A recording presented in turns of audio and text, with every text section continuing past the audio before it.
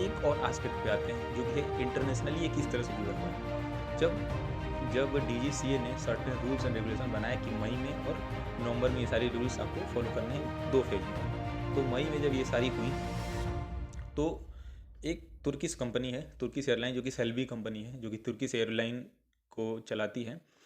उन जो सेल्वी कंपनी थी उसको बहुत सारे सिटीज़ के एयरपोर्ट से बैन कर दिया गया था। बैन या बाइकआउट कह सकते हैं आप, किया गया था रिगार्डिंग ऑपरेशन सिंदूर में जो तुर्की का स्टांस था पाकिस्तान के सपोर्ट में। आप गौर करिएगा कि तुर्की का सपोर्ट था किसके किसको दिया सपोर्ट? पाकिस्तान के समय, जब पाकिस्तान को दिया ऑपरेशन सिंदूर के समय। उसी सेल्वी कंपनी के साथ किसने इंडिगो ने अपना कोलैबोरेशन किया।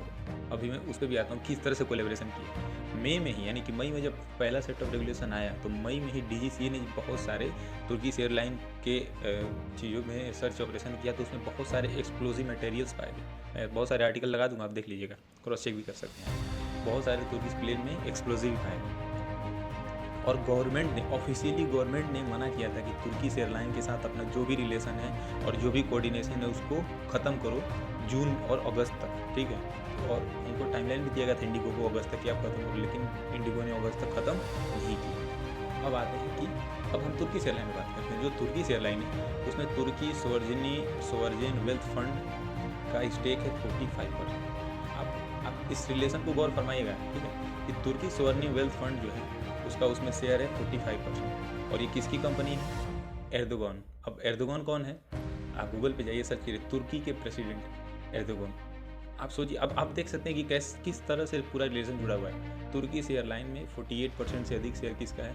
एर्दोगन के। और एर्दोगन कौन है? तुर्की का प्रेसिडेंट है और उसकी कंपनी है तुर्की सोवर्जिन वेल्थ फंड।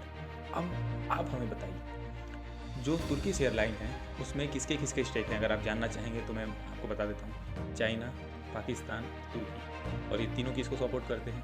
पाकिस्तान। ये सारी चीज़ें मालूमात होने के बावजूद भी आप सोचिए किस प्रकार की ये इन लोगों की मन बढ़ चुका है कि ये किस प्रकार से इग्नोरेंस कर रहे हैं, इग्नोरेंस दिखा रहे हैं। अगस्त में सरकार के द्वारा साफ तौर पर कहा गया कि भाई आप ख़त्म कर दीजिए उसके साथ रिलेशन जिस भी प्रकार से, लेकिन इन्होंने नहीं किया। मई में भी उसने सर्च ऑपरेशन किया जिसमें पाया गया कि बहुत सारे एक्सप्लोजिव मटेरियल्स हैं। अब जो एर्दोगान है वो किसको सपोर्ट करता है? पाकिस्तान को। तुर्की का डायरेक्ट सपोर्ट किसको है? पाकिस्तान को।